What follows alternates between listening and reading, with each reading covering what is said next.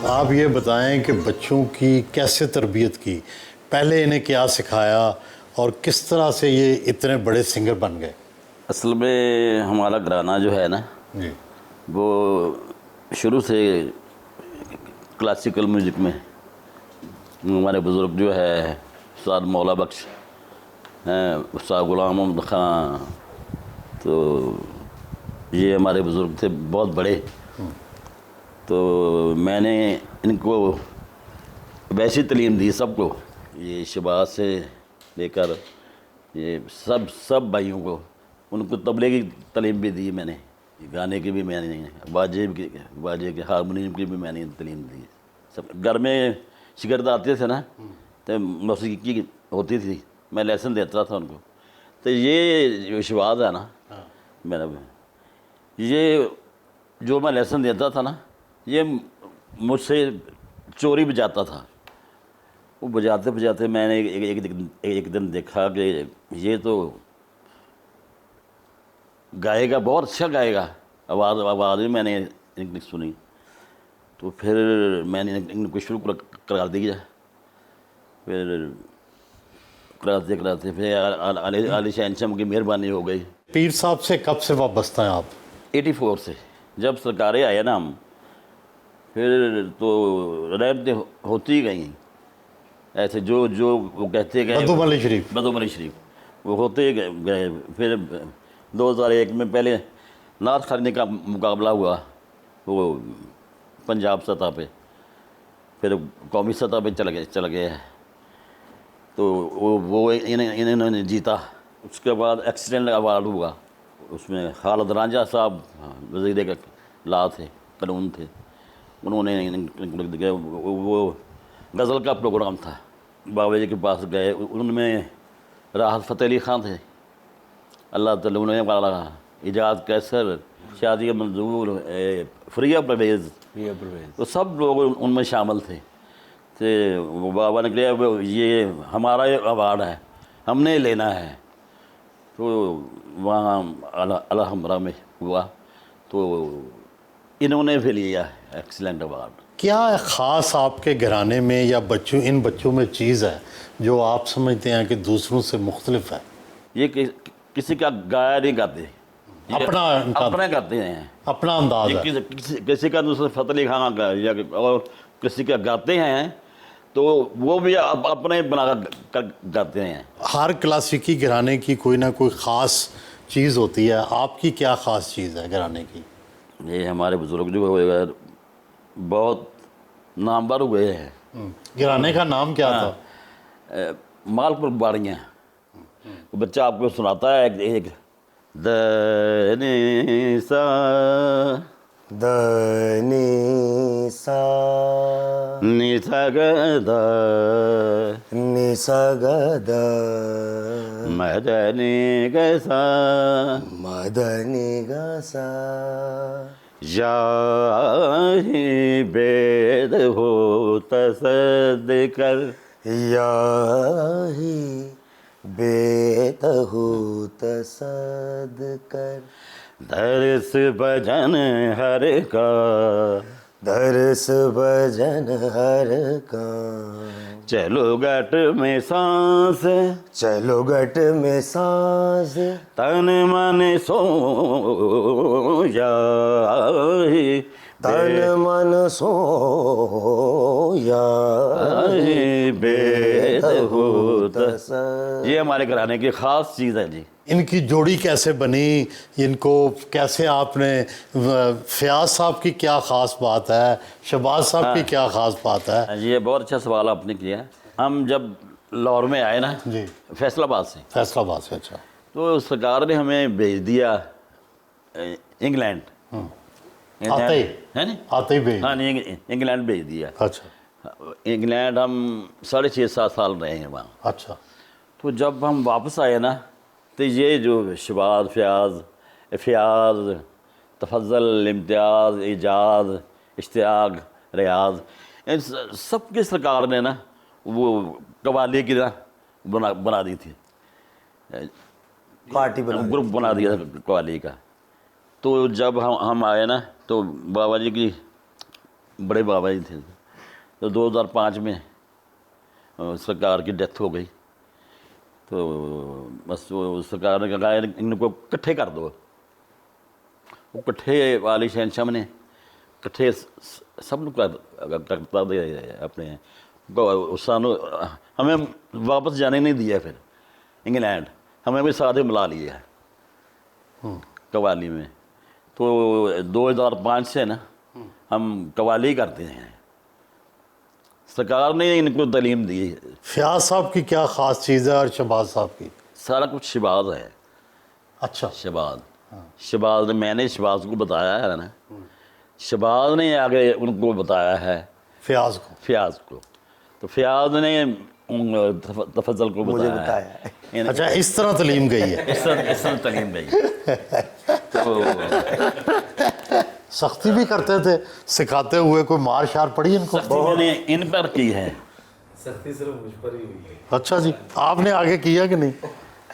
करते आगे थे। फिर मैंने बदले लिए।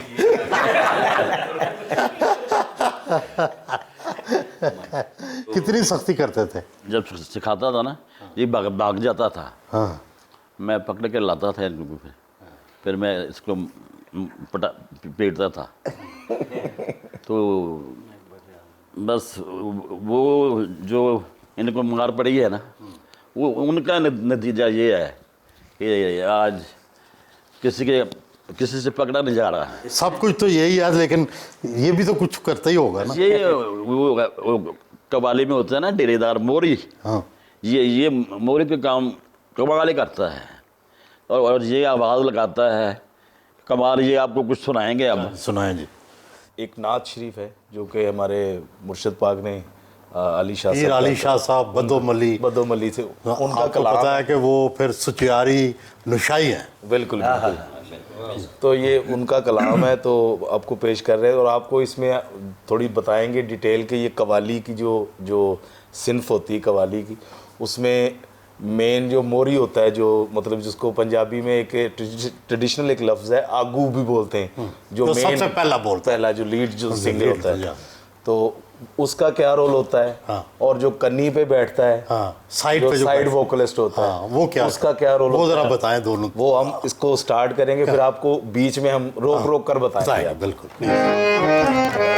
आँखों को अश्कों से धो लूं तो आँखों को अश्कों से धो लूं।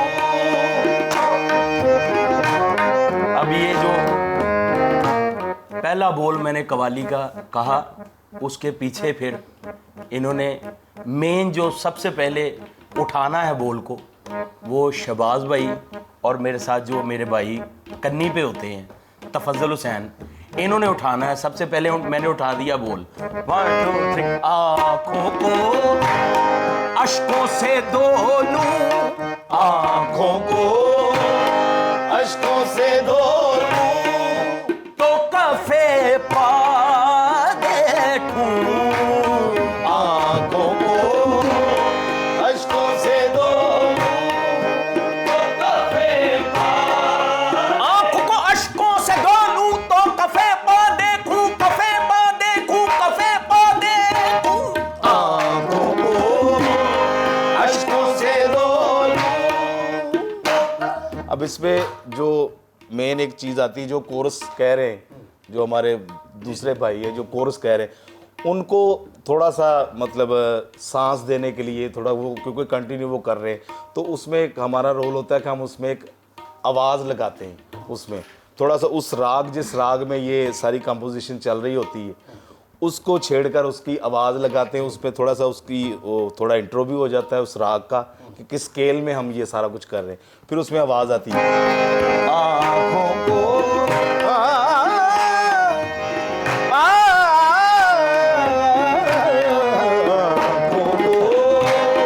अश्कों से धो लूं, और एक आवाज़ उसके बाद फिर कन्नी की आवाज़ आती है। वो और ये जो आपस में इशारे किनाए होते हैं, वो उनका क्या मतलब होता है? हमारे जो सीक्रेट्स जो होते हैं ना, कोड वर्ड्स होते हैं, इशारे होते हैं, वो हमें वो पता चल जाता है कि हम अब उसको इशारा किया है, तो अब ताकि वो उसको नहीं पता चलता ना कि अब क्या होने वाला है। थोड़ा सा इशारे से ये समझ लग जाती है कि अब तुम्हारी बारी है, आ गई। हाँ मेरी बारी है, तैयार हो जाओ। तैयार हो।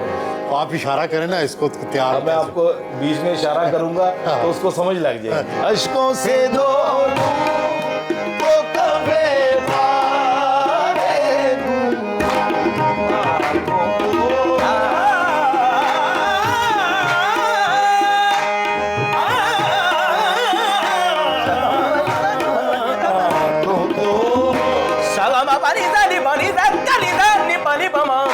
गने ग साले पाने सा साले पाने सा ग म पाने सा गने साले पाने प म ग म गने ग साले पाने सा अश्कों से दो